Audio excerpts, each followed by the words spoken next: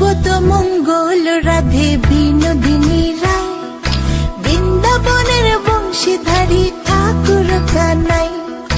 একলা রাতে যমুনাতে জল ভরিতে যায়, পেছন থেকে কৃষ্ণ তখন আরে আরে চায়।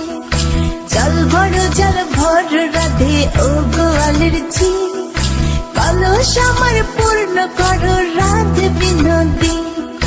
কালো মানিক হাত পেতেছে চাঁদ ধরিতে চায়, বামুনকে আর হাত বাড়ালে চাঁদের দেখা পায়।